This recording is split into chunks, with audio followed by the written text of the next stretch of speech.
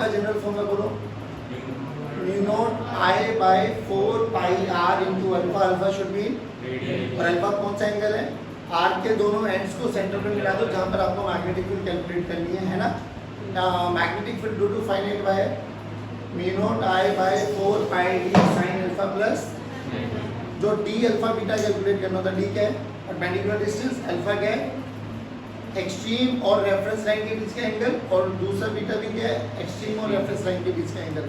Infinite wire है तो alpha beta की वैल्यू 90, अल्फा बीटा की वैल्यू तो mu naught I by 2 pi D, और सेमी इनफाइनाइट है तो एक एंगल 0 बन जाएगा और एक एंगल 90 डिग्री बन जाएगा। तो मैग्नेटिक फील्ड का formula mu naught I by 4 pi D. बात समझ में आई। फिर हम लोगों ने बात करी एम्पियर सर्कुलर लॉ, उससे पहले एक और magnetic field on the axis of current carrying coil, जल्दी बोलो formula, mu naught I r square by 2 under root of r square plus x square की पावर 3/2।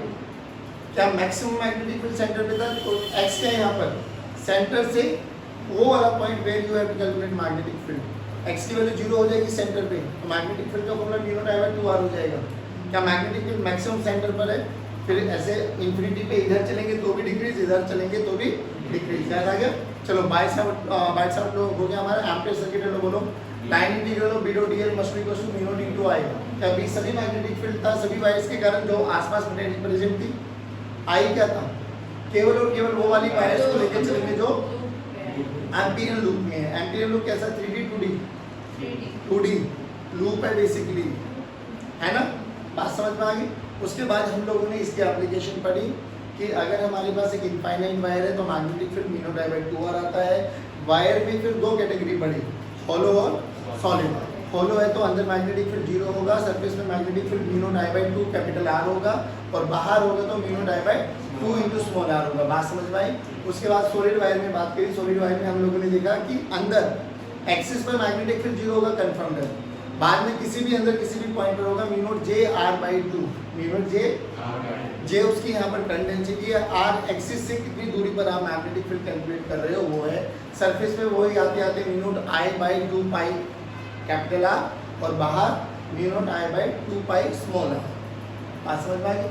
एक्सिस से सरफेस की तरफ जाएंगे तो लीनियरली बढ़ेगा और फिर डिक्रीज करते हुए निकलते चला जाएगा। यहाँ तक बताओ समझ में आया। आज देखो इसकी दो एप्लीकेशन और पढ़ने वाले हम लोग। एक एप्लीकेशन है हमारे पास magnetic field on the axis of current carrying solenoid, current carrying solenoid. देखो बच्चों, अभी सोलेनॉइड होता क्या है। मान लो ये मेरे पास कोई भी नॉन कंडक्टिंग मटेरियल है, मैंने एक वायर ली वायर, और वायर को ना इसके ऊपर ऐसे लपेट दिया, तो क्या क्या ये कुछ ऐसा वैसे बनेगा जैसे आप लोगों के रजिस्टर में पीछे स्पाइरल होती है। दिखाओ एक बार, यही बनेगा बिल्कुल। तो बेसिकली ये क्या है, सोलेनॉइड। क्या है ये, पक्की बात। अब इस सोलेनॉइड में करंट चल रहा है, करंट किस डायरेक्शन में दौड़ाना वो टोटली आपकी मर्जी है, आप कैसे भी दौड़ा सकते हो, इसमें कोई इफेक्ट नहीं है। सोचो ये मेरे पास एक करंट कैरिंग सोलेनॉइड है,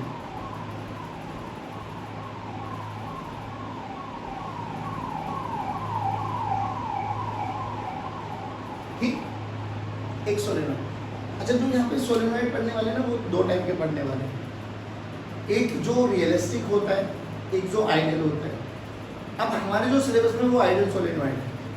आइडियल सोलेनॉइड का मतलब ये समझ लेना कि magnetic field through out solenoid uniform रहने वाली है, ठीक है। जबकि जो रियलिस्टिक सोलेनॉइड होते हैं उसमें ऐसा होता नहीं है। अपन जो पढ़ने वाले वो एक इनफाइनाइट सोलेनॉइड पढ़ने वाले, एक दिन से आइडियल सोलेनॉइड पढ़ने वाले। अब देखो ध्यान से, जब मैंने इस पे वायर को लगाया, मान लो इसी में मैं अगर करंट को यहाँ पे ऑन कर दूं, बैटरी लगा दूं, अब हो सकता है मैं इस वाले एंड को हायर बनाऊं या इस वाले एंड को हायर बनाऊं। तो हो सकता है करंट ऐसे चले, सही है। अब अगर करंट ऐसे चल रहा है, करंट ऐसे चल रहा है ना, हाँ, तो इधर नॉर्थ पोल है,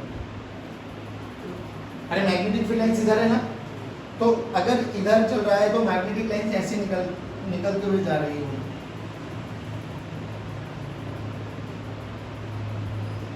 बोलो हाँ या ना बोलो, कुछ ये मैग्नेटिक फील्ड लाइंस। और अगर मैं इसको हायर बना दूँ तो बस ये एरो चेंज हो जाएंगे, बाकी और कोई चेंज होगा नहीं। अब सुनो इसमें क्या होता है, जब ये सोलेनॉइड है मेरे पास, इस सोलेनॉइड के अगर मैं बीचों बीच से कट कर दूं, यानी आधा पोर्शन इधर आधा पोर्शन इधर, क्रॉस सेक्शनल व्यू देखो तो क्रॉस सेक्शनल व्यू कुछ ऐसे दिखाई देगा। ध्यान देखो, ये है मान लो ऐसे सोलेनॉइड है, ठीक, इसको बीच में से कट किया तो करंट ऐसे चलता हुआ दिखाई देगा ना आपको, पूरे में ऐसे तो चल रहा है ना, पूरा चक्का लगा लेना। अब सोच अगर मुझे क्रॉस सेक्शनल व्यू देखना तो इसको आधा काट दो तो यहाँ से करंट एंटर करते हुए दिखाई देगा और यहाँ से करंट बाहर आते हुए दिखाई देगा। कोई बड़ी बात नहीं। इधर आ जाओ, क्रॉस सेक्शनल व्यू क्या होगा कि आपको एक डायरेक्शन में करंट एंटर करते हुए दिखाई देगा या तो बाहर निकलते हुए दिखाई देगा और दूसरे पॉइंट से एंटर करते हुए दिखाई देगा। ये इसका क्रॉस सेक्शनल व्यू है। बात समझ में आई? अब देखिए, अब हमें क्या करना है बच्चों, हमें इसके एक्सिस क्या है, ये इसकी एक्सिस है जो इसके सेंटर से पास होकर जा रही है। इस एक्सिस पर मैग्नेटिक फील्ड कितनी है अपन को वो चेक करना है, मैग्नीट्यूड कैलकुलेट करना है। और मैग्नीट्यूड कितना आता है वो आई टेल यू, बी की वैल्यू आती है mu naught into n into r. अब जब भी आप सोलेनॉइड पढ़ोगे ना तो आप यहाँ पे 3 पैरामीटर्स याद रखेंगे, एक कैपिटल एन, एक छोटा एन और एक एन। कैपिटल एन होता है कि इस सोलेनॉइड में कितने नंबर ऑफ टर्न्स अवेलेबल है। तो capital n is what, total number of turns. जो स्मॉल एन होता है that is number of turns पर यूनिट लेंथ और एल होता है लेंथ ऑफ दिस सोलेनॉइड। जैसे कि अगर मैं आपको बोलूं कि मान लो मैंने आपको ये जैसे कि उठा लिया एक स्पाइरल अपना, तो मैंने बोला कि ये मान लो 1 सेंटीमीटर है, तो 1 सेंटीमीटर में कितने टर्न आ रहे हैं, 3। कितने आ रहे हैं, तो ये जो 3 हुआ ना ये हुआ हमारा छोटा एन। मान लो ये 10 सेंटीमीटर या 15 सेंटीमीटर की लेंथ है, तो अगर मुझे पता लगे लेंथ 15 सेंटीमीटर है और 1 सेंटीमीटर में कितने टर्न आ रहे हैं, तो टोटल नंबर ऑफ टर्न्स बोलो 45। कैसे पता लगा, छोटा एन इंटू एल कर दो, है ना बोलो। तो रियलिटी में इन तीनों में क्या रिलेशन आया, capital n this is equal to small n into l, नहीं आया बच्चों, सबसे इंपॉर्टेंट है। अभी देखो जो रियलिस्टिक सोलेनॉइड्स होते हैं, आप ये डायग्राम भी देख के आपको समझ में आएगा। और ये डायग्राम कुछ ऐसी है, मान लो ये मेरे पास एक कॉइल होती, अगर एक करंट कैरिंग कॉइल है तो करंट कैरिंग कॉइल में मान लो करंट ऐसे चल फ्लो कर रहा है तो मैग्नेटिक फील्ड लाइंस ऐसे बनती हुई दिखाई देगी आपको। ऐसे मत करो, ये बनवाया डायग्राम आपसे, अरे है ना बोलो, पक्का ना। अब ध्यान से सोच, ये भी तो बहुत सारी कॉइल्स का कलेक्शन ही है। तो आइडियलिस्टिक सोलेनॉइड जो मान के चलते हैं अपन लोग, आइडियलिस्टिक सोलेनॉइड ये मान के चलेंगे कि मैग्नेटिक फील्ड लाइंस है ना एकदम पैरेलल रहेंगी, यूनिफॉर्म रहने वाली है। बट रियलिटी में ऐसा होता, तो रियलिस्टिक सोलेनॉइड एक अलग है और जो आइडियल सोलेनॉइड है हम मान के चलने वाले वो अलग है। हमारे सिलेबस में अभी आइडियल सोलेनॉइड है। तो अभी क्या होगा आप लोग, ये एक सोलेनॉइड है हमारे पास और अपन ये मान के चलेंगे कि इस सोलेनॉइड में जो मैग्नेटिक फील्ड लाइंस है वो कैसी है बच्चों, यूनिफॉर्म। क्या है बच्चों, सारे बोलो यूनिफॉर्म। और इसके बाहर मैग्नेटिक फील्ड कितनी है, 0, और इधर भी मैग्नेटिक फील्ड कितनी है, 0।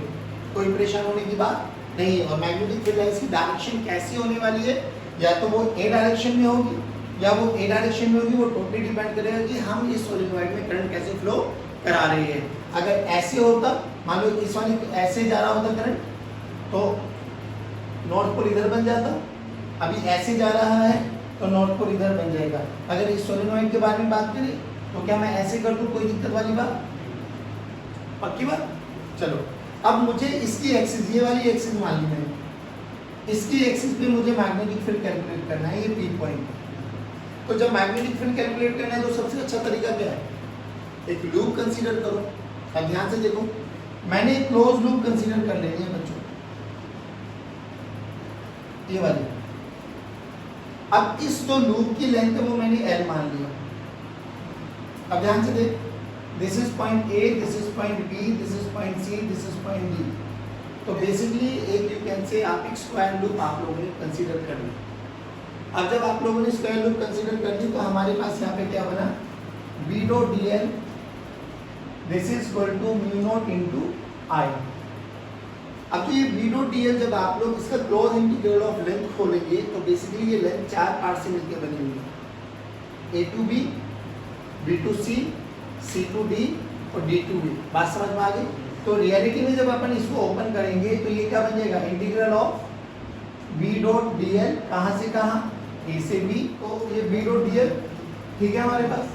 अब एक बार बताओ, अगर मैग्नेटिक फील्ड लाइंस इसी डायरेक्शन में है, एक्सिस के लोग चलेंगे, यूनिफॉर्म चलने वाले, कोई टेंशन वाली बात नहीं है, तो बताओ ए टू बी में आपका लेंथ एलिमेंट भी इधर, भाई लूप में डायरेक्शन चूज करना तो मेरी मर्जी है, मैंने लूप की डायरेक्शन यही मान ली।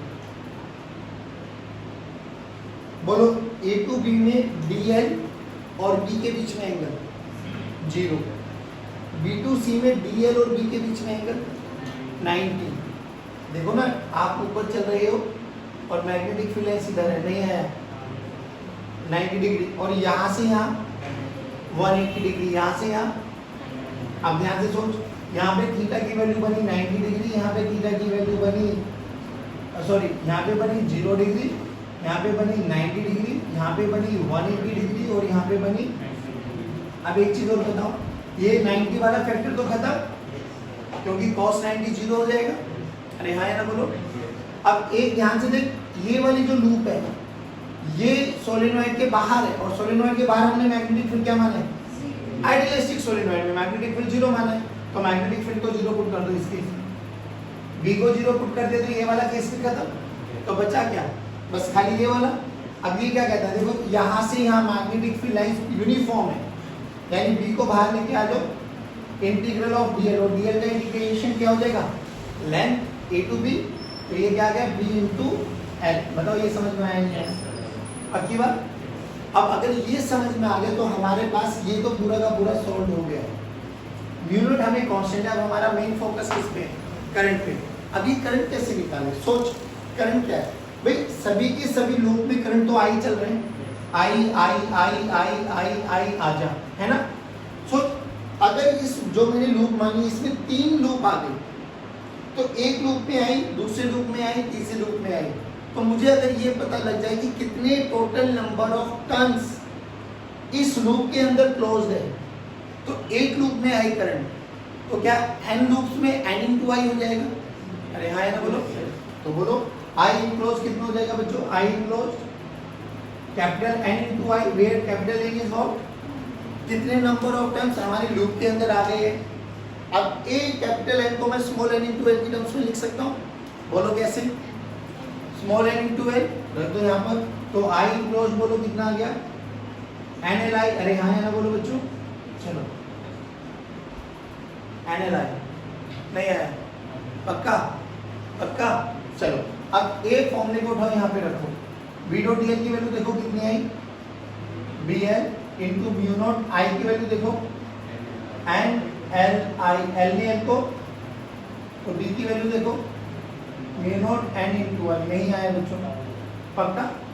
ये फॉर्मूला है कि magnetic field on the axis of current carrying long solenoid mu naught N into I, बहुत स्टैंडर्ड फॉर्मूला है, याद रख लो। अभी जब आप लोग EMI में एंटर कर जाओगे, दैट इज इलेक्ट्रोमैग्नेटिक इंडक्शन में, तो यही हमारे जो सर्किट एलिमेंट थ्योरी होती है ना, मतलब बेसिकली हम 3 एलिमेंट्स के बारे में बात करते हैं, रेजिस्टर, कैपेसिटर और एक और आएगा जिसको हम बोलेंगे इंडक्टर।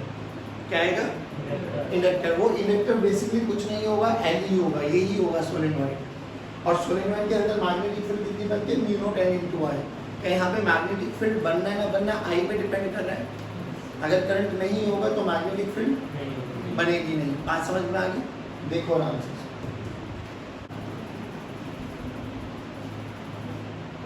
अब जैसे हम लोगों ने सोलेनॉइड देखा ना, ऐसे ही एक होता है टोरॉइड। टोरॉइड को ही बोला जाता है एंडलेस सोलेनॉइड। बेसिकली क्या होता है, सोलेनॉइड के दोनों एंड्स लो, उनको मैच कर दो, तो एक ऐसी सर्कुलर लूप बनेगी, दैट इज टोरॉइड। क्या बोला जाता है इसको, बाकी और कोई लेना देना है नहीं। इधर देखो बच्चों, अब अगर सोलेनॉइड में आपने इनफाइनाइट सोलेनॉइड में magnetic field on the axis देखा है mu naught N into I, तो टोरॉइड में भी कितना होना चाहिए, mu naught N into I. Basically हमने क्या किया है, हमने क्या कुछ नहीं है कि दोनों एंड्स को ऐसे मैचिंग तो कर दिया है। अभी आराम से सुनो, डायग्राम देखो, ये मैं वो बना रहा हूँ कि इसका इनर वाला और आउटर वाला, और इसमें अंदर मैंने ऐसे इनको पहले बताओ, ये समझ में आया? अरे बोलो भाई, वेरी गुड।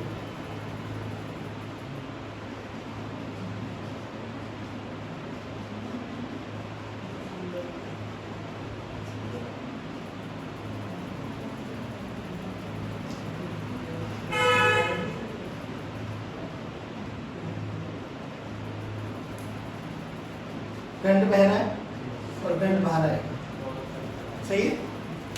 अब हमने बोला गया कि ये मेरी एक्सिस है, इस एक्सिस के किसी भी पॉइंट पर मैग्नेटिक फील्ड निकालूं। अभी अगर ये एंडलेस सोलेनॉइड है या इसी को टोरॉइड बोलते हैं, तो रियलिटी बताओ, जब एक सोलेनॉइड था तो बच्चों मैग्नेटिक फील्ड ऐसी तो थी ना? अरे बोलो भाई। अब जब मैंने इसको घुमा दिया है तो मैग्नेटिक फील्ड कैसे घूम जाएगी? ऐसे ही घूम जाएगी। अरे हाँ ना बोलो, पक्की बात। चलो अब क्या करना है, अब इसी पॉइंट पर मुझे मैग्नेटिक फील्ड कैलकुलेट करना है। तो ये तो समझ में आ गया कि मैग्नेटिक फील्ड होंगी तो ऐसी होंगी, यानी यही बी की डायरेक्शन है और यही बी की डायरेक्शन है, तो बाबा डीएल भी अपनी डायरेक्शन यही मान लो। तो आपने एक छोटा सा लूप मान लिया, यही वाला। बोलो बी और डीएल में कितने एंगल? सारे बच्चे बोलो, सारे बच्चे बोलो। और सेंटर से ये रेडियस मान लिया मैंने, लेट्स से स्मॉल आर। अरे हाँ ना बोलो, आ जाओ बच्चों। तो लगाओ Ampere circuit law. B dot dl क्या कहता है? B dot dl this is equal to mu naught into I. पहले इसको ओपन कर लो बच्चों। बी डॉट डीएल बोले तो बी डीएल cos 0। अब यहाँ से देखो हर पॉइंट r दूरी पर है, तो क्या मैग्नेटिक फील्ड सेम रहेगी? बोलो। तो बी को बाहर लेके आ जाओ, इंटीग्रल ऑफ डीएल करो बच्चों। तो बेसिकली ये क्या बन गया? b 2 पाई r। नहीं आया बच्चों? अब ये बताओ इसके अंदर करंट इनक्लोज कितना है? तो आई इनक्लोज क्या देखेंगे बच्चों? आई इनक्लोज के लिए क्या करो बच्चों, इसमें total number of turns, let's say capital turns हम लोगों ने n मान लिए, नंबर ऑफ टर्न्स पर यूनिट लेंथ हम लोगों ने छोटा n मान लिया। तो बोलो क्या आ जाएगा? कैपिटल N इंटू आई। अरे हाँ है ना बोलो बच्चे। अब कैपिटल N को छोटे n की टर्म्स में कैसे लिख सकते हैं? N into L। बट यहाँ पे L क्या है? सर्कमफ्रेंस, लेंथ इसकी। तो यहाँ पर n को क्या लिखूं? छोटा n इंटू 2 पाई r इंटू आई। अरे हाँ है ना बोलो बच्चों। रखो बी डॉट डीएल की वैल्यू देखो, b into 2 pi r, n into 2 pi r into I into mu not. देखो 2 पाई r विल कैंसिल आउट। तो क्या फॉर्मूला अभी भी म्यू नॉट n इंटू आई बना। अब सोचो अगर कोई मेरे से पूछा जाए कि इस पॉइंट पर निकालो मैग्नेटिक फील्ड, तो क्या इस पॉइंट पे मैग्नेटिक फील्ड निकालेंगे तो क्या दोबारा से एम्पियर सर्किट लॉ लगाना पड़ेगा? अब यहाँ पे लूप तो ये कंसीडर कर ली मैंने, मान लो इसका रेडियस x मान लिया। बस जल्दी जल्दी बताओ इसके अंदर करंट कितना है? 0, क्योंकि जो भी करंट है वो बह तो इसी डायरेक्शन में रहा है। बोलो भाई, सारा का सारा करंट इसी वाले लूप में तो बह रहा है ना बेटे। अंदर करंट है क्या? अगर अंदर करंट नहीं है तो आई इनक्लोज कितना हो जाएगा? अगर आई इनक्लोज 0 हो गया तो म्यू नॉट इनटू 0, यानी बी डॉट डीएल की वैल्यू 0 आ जाएगी। अब बी डॉट डीएल की वैल्यू 0 आ गई, लेकिन डीएल तो होगा नहीं 0, क्योंकि डीएल तो 2 बाई x हो जाएगा। तो क्या 0 होगा? नहीं आया। तो मैग्नेटिक फील्ड इसमें अंदर यहाँ पर इस ओपन सरफेस में, ओपन स्पेस में क्या होगा? अरे सारे बोलो भाई। और एक्सिस पर कितना होगा? Mu naught n into I. नहीं आया बच्चों? पक्का? श्योर? ये आपके पास टोरॉइड था और सोलेनॉइड था। जल्दी बोलो, सोलेनॉइड की एक्सिस पर magnetic field mu naught n into I. Toroid अच्छा एक पॉइंट और इसके अंदर। अब कई बार बाहर ही पूछ लेते हैं, तो वैसे तो बाहर क्या आना चाहिए था? 0। अब वो रीजन सुन लो क्यों 0 होता है। टायर देखा टायर आप लोगों ने? अब बेसिकली टायर को अगर मैं ऐसे रिंग लगा दूं तो टायर एक टोरॉइड ही तो बन जाएगा। अब ध्यान से सुन, अगर टायर टोरॉइड बन गया, मान लो ये ऐसे एक टायर है, इमेजिन करना प्लीज, समझ के चलो यहाँ पे गाड़ी का टायर रखा हुआ है, ठीक, और गाड़ी के टायर पे मैंने ऐसे कॉइल्स को लपेट दिया और गाड़ी के टायर के जस्ट ऊपर एक पॉइंट माना गया है, बोला गया इस पॉइंट पर बताओ मैग्नेटिक फील्ड कितना है। कुछ भी मत करो, इस पॉइंट को लेते हुए एक लूप बना दो, ठीक। तो जब आप उस लूप को देखोगे तो यू विल बी रियलाइज कि लूप में आधा टायर आएगा, आधा टायर बाहर होगा। ये है ना टायर, ऐसे टायर है पूरा का पूरा एक, और टायर के जस्ट ऊपर एक पॉइंट मान लिया, तो आपने एक लूप कंसीडर कर दी। तो लूप को जब कंसीडर किया तो आपको कुछ ऐसा दिखाई देगा, आधा टायर बाहर आधा टायर लूप के अंदर। अब ध्यान से देख, जब आधा टायर लूप के अंदर है तो ए लूप में करंट ऐसी तो फ्लो करता हुआ दिखाई देगा। तो अब रियलिटी में हमें क्या इमेजिन करेगा, आई करंट एंटर कर रहा है, आई करंट एंटर कर रहा है, आई करंट आई एंटर कर रहा है, आई करंट। तो इनकमिंग करंट किसके बराबर है, आउटगोइंग करंट। तो net current zero, incoming current is equals to तो नेट करंट बस। तो ऊपर भी मैग्नेटिक फील्ड जीरो होगा। रीजन ये लिख सकते हो आप कभी कभार, वैसे आपको यही पूछा जाएगा। और अब तो प्रूफ का कोई लोड है ही नहीं, तो आपको तो रिजल्ट याद करने हैं, एप्लीकेशंस याद करनी है, दैट्स इट। जल्दी बोलो, एम्पियर सर्किट लो। हम लोगों ने देखा we don't dear this is equals to mu naught I. हमने यहाँ पे 4 केसेस पढ़े, वायर में होलो सॉलिड और सोलेनॉइड इनफाइनाइट सोलेनॉइड और टोरॉइड। दोनों केसेस में मैग्नेटिक फील्ड एक्सिस पर कितनी आई है, mu naught N into I, mu naught N into पक्की बात है। उसके बाद हम लोगों ने देखा कि सोलेनॉइड अगर आपके पास आइडियल है तो म्यू नॉट एन इंटू आई, पर आइडियल नहीं होता ना तो यू विल बी रियली मतलब सरप्राइज टू नो। अभी अपन ये मान के चले कि मैग्नेटिक फील्ड लाइंस कांस्टेंट है, बट रियलिटी में ये मैग्नेटिक फील्ड लाइंस है ना बच्चों, यहाँ मतलब कुछ दूरी पे आगे कांस्टेंट होती है, जो एजिस होते हैं ना वहाँ कांस्टेंट। अभी एक डेटा है, मैं डेटा बता सकता हूँ कि मान लो मेरे पास 10 मीटर का ये सोलेनॉइड है। तो 10 मीटर का अगर ये सोलेनॉइड है ना, तो 0 से लेके 27 सेंटीमीटर तक मैग्नेटिक फील्ड पहले मतलब यहाँ पे अलग है, यहाँ पे अलग है, यहाँ पे अलग है, यहाँ पे अलग है। जब यहाँ पर हम 27 सेंटीमीटर एंटर कर जाते हैं तब जाके वो मैग्नेटिक फील्ड कांस्टेंट रहती है। बट 10 मीटर के रेस्पेक्ट में 27 सेंटीमीटर बताओ नेग्लिजिबल। 10 मीटर का मतलब 1000 सेंटीमीटर। तो 1000 सेंटीमीटर के कंपैरिजन में 27 सेंटीमीटर इज अप्रॉक्सीमेटली। तो टेंशन लेने की कोई आवश्यकता नहीं है, याद कर लो। बात समझ में आ गई। अब एक चीज़ और बताओ, जब हम लोग ने एक सब काम कर लिया तो यहाँ पर हमारे पास एम्पियर सर्किट लॉ खत्म हो गया। अब इसमें हम लोगों ने याद करो कल एक वो देखा था mu naught J R by two, उसमें हम लोग कुछ अच्छे क्वेश्चंस कर सकते हैं जिनको हम बोलते हैं कैविटी प्रॉब्लम्स। क्या बोलते हैं? अब ये कैविटी प्रॉब्लम्स वैसे ही जैसे वहाँ कंडक्टर में पढ़ा था हम लोगों ने। कंडक्टर में से एक याद है, सॉलिड कंडक्टर में से एक आर रेडियस का स्फीयर बाहर निकाल लेते थे, कैविटी इंट्रोड्यूस कर देते थे। वहाँ पे पूछा जाता था कि बताओ इलेक्ट्रिक फील्ड कितनी है, याद है थोड़ा बहुत। सेम यहाँ पर भी वही कॉन्सेप्ट है, बस यहाँ पर याद क्या रखना है कि अगर वायर के बाहर पॉइंट है तो magnetic field mu naught I by 2 pi r. यही तो बड़ा था, चाहे होलो वायर है चाहे सॉलिड वायर है, मैग्नेटिक फील्ड बाहर mu naught I by 2 pi r. और अगर होलो वायर है तो अंदर मैग्नेटिक फील्ड, और सॉलिड वायर है तो अंदर magnetic field mu naught J are by 2। बात समझ में आ गई? अब सोच मुझे कैविटी निकालनी है तो ऑब्वियसली वो सॉलिड वायर होनी चाहिए। सॉलिड वायर में से मैं वो चक्का बाहर निकाल पाऊंगा, हाँ है ना, बोलो पक्की बात। अब मैं बहुत बेसिक सा तरीका बताता हूँ, कोई हार्ड एंड फास्ट रूल नहीं है, सिंपल सा कॉन्सेप्ट है। यही कॉन्सेप्ट आप लोगों ने रोटेशन में भी पढ़ा होगा, यही कॉन्सेप्ट आप लोगों ने इलेक्ट्रोस्टैटिक्स में पढ़ा होगा। सेम वही रोटेशन वही कॉन्सेप्ट आप यहाँ पर रिपीट करने वाले एंड ऐसे कैविटी प्रॉब्लम्स करें। बिल्कुल एक क्वेश्चन कराता हूँ बहुत इजी सा, देखो मान लो मेरे पास एक सॉलिड वायर है, ठीक, और जो करंट जा रहा है वो अंदर जा रहा है और यूनिफॉर्म डेंसिटी है बच्चों, यूनिफॉर्म,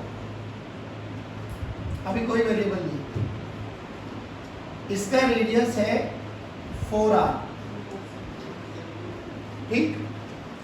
अब मैंने क्या किया, यहां से r रेडियस की एक कैविटी निकाल, एक रिंग निकाल दी बाहर, r रेडियस।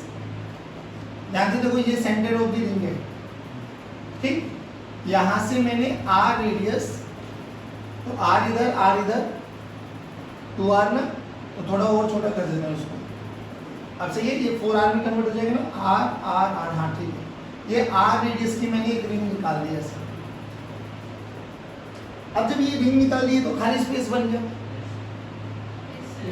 है ना, ये खाली स्पेस बन गया। अब बोला गया कि रियलिटी में डायग्राम ऐसा है मेरे पास, ये एक कंप्लीट रिंग और इसमें से ये एक रिंग बाहर निकल गई है ऐसे। अब जब ये रिंग बाहर निकल गई तो करंट कहाँ पर फ्लो कर रहा है, केवल और केवल इस वाले पार्ट में। नहीं आया बच्चों? अरे बोलो भाई, पक्का ना?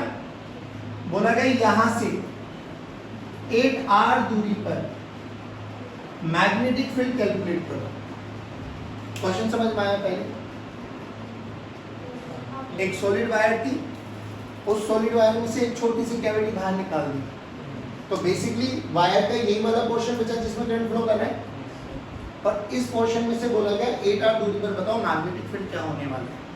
अब सिंपल सी बात बताओ बच्चों, जो ये कैविटी निकाली है ना, तो बेसिकली है तो ये भी एक वही वायर ना, तो ये वाली वायर को मैं यहाँ पे बना रहा हूँ, ध्यान से देखना। इस वाली वायर का अपना रेडियस कितना है? r। अपना रेडियस कितना है? अब एक बार बताओ, जो निकाला गया है ना, अब यही स्टेप्स है और ये फॉलो करने हैं आपको। जो कैविटी बाहर निकाल दी गई है, जो पार्ट रिमूव्ड पार्ट है, बेसिकली जो ये रिमूव्ड वाला पार्ट है, जो भी डेंसिटी वायर की डेंसिटी गिवन है ना, इस रिमूव्ड पार्ट की डेंसिटी एक बारी प्लस जे मान लो और एक बारी माइनस जे मान लो। अब इससे क्या फायदा हुआ? फायदा मैं बताता हूँ। सोच, मुझे तो निकालना इसके कारण है, लेकिन फायदा क्या हुआ? क्वेश्चन क्या है कि मुझे इस वाले पार्ट के कारण मैग्नेटिक फील्ड निकालने हैं 8r। अब इसको सिंपल करने की अप्रोच देखो, जो भी ये रिमूव्ड पोर्शन है ना, इस रिमूव्ड पोर्शन को एक बारी वही डेंसिटी मान लो जो गिवन वायर की है, प्लस के साथ, एक बारी मान लो माइनस के साथ। अब देखो, प्लस माइनस सेम चीज, प्लस सेट कर रहे हो, सेम चीज माइनस कर रहे हो, तो चीज तो न्यूट्रलाइज हो गई ना। अब एक चीज बताओ, जब मैं इस पोर्शन को उठा के इसमें प्लग इन कर दूंगा, तो तुम्हें नहीं लगता ये तो एक कंप्लीट वायर बन गई? अरे हाँ ना, बोलो। बट कंप्लीट वायर में क्या एडिशनल है? ये वाला, यही तो एडिशनल है ना भाई। क्वेश्चन ही नहीं समझ में आ रहा तुम लोगों को, दोबारा सुनो। मेरे पास एक कंप्लीट वायर थी, ये वाली वायर, ऐसे पूरी की पूरी वायर, जिसकी डेंसिटी है जे, ये डेंसिटी है जे। बोला गया इसमें से एक पोर्शन जिसका रेडियस r है उसको रिमूव कर दिया गया। अब इस वाली वायर के कारण बताओ 8r दूरी पर मैग्नेटिक फील्ड क्या होने वाला है? पहले बताओ, क्वेश्चन समझ में आया?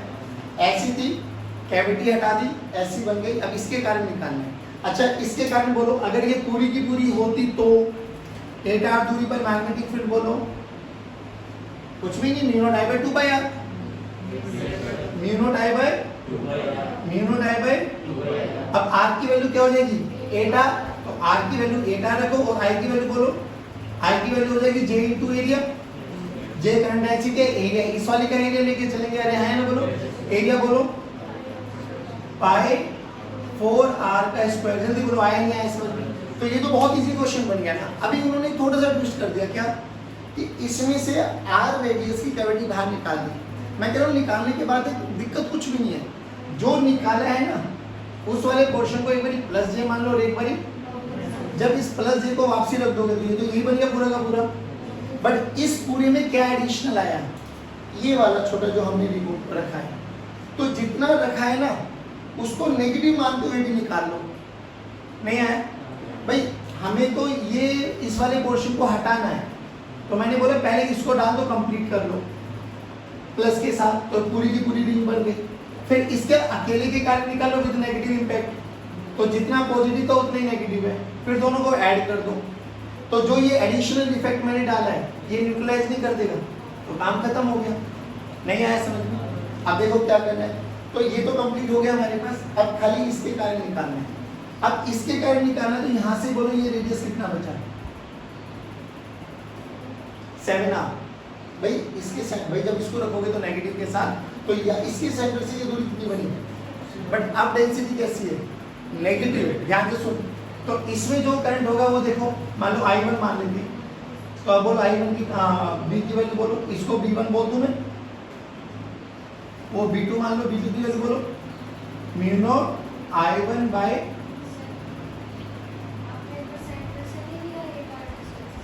तो बाबू इसका सेंटर तो अलग होगा ना, इसके सेंटर से कितनी दूरी पर है? जब इसको रख दोगे, दोबारा सुनो, इसको उठा के रख दे तो पूरी वायर बन गई। तो पूरी वायर में यहां से ये वाला 8r दूरी पर है, लेकिन पूरी वायर में क्या एडिशनल है? ये प्लस जे वाला। अब मुझे इसको न्यूट्रलाइज कराना है, तो इसको न्यूट्रलाइज माइनस जे सेम रेडियस वाला करेगा। अब इसके सेंटर से देख, इस वाली छोटी वाली की यहाँ से ये पॉइंट कितनी दूरी पर, हाँ 5r नहीं आया पक्का ना भाई।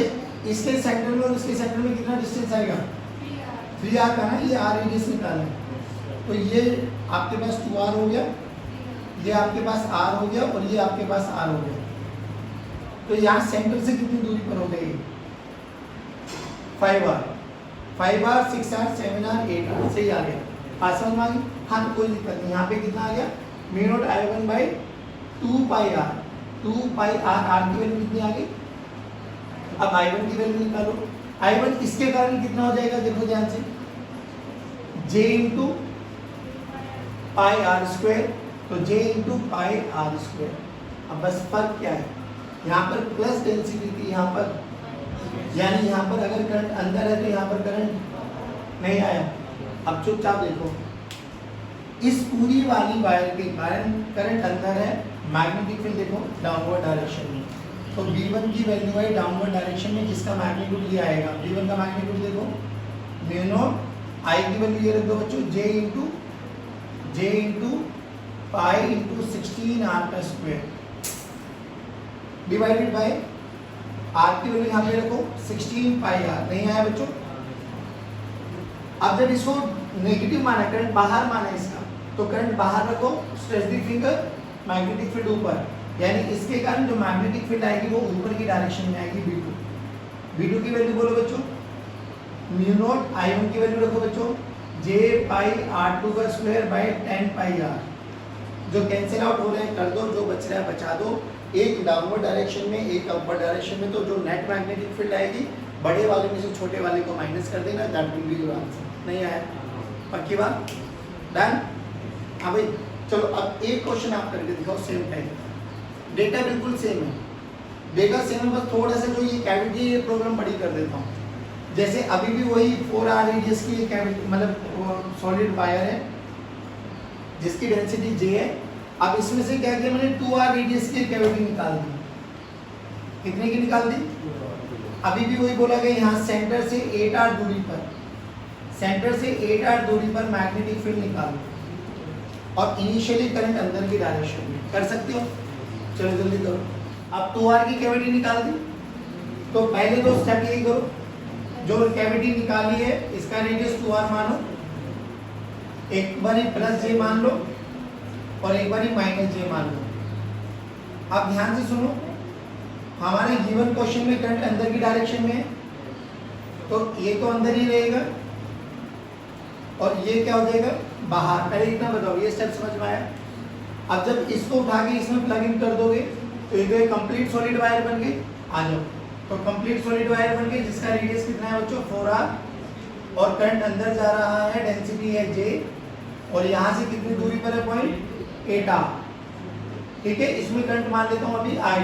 तो मैग्नेटिक फील्ड बोलो B1 मान लेते इसको, B1 this is equal to mu naught into I by 2 pi into r की वैल्यू हो गई 8r। अरे बोलो भाई, करंट अंदर है बेटा, stretch the finger where you have to calculate magnetic field downward direction, यानी B1 की वैल्यू आ गई डाउनवर्ड डायरेक्शन। अब मैग्नीट्यूड वाइज लिख दो बच्चों, I को बोलो क्या लिखेंगे j इनटू एरिया की वैल्यू पाई इनटू 4r का स्क्वायर, बोले तो 16r का स्क्वायर। देखो यहाँ पे mu naught into j into पाई इनटू 16r का square divided by 16 into pi into r। देखो 16 ने 16 को मारा, पाई ने पाई को मारा, r ने r को मारा, तो b1 की वैल्यू क्या बन गई mu naught j into r। बोलो इतना समझ में आया?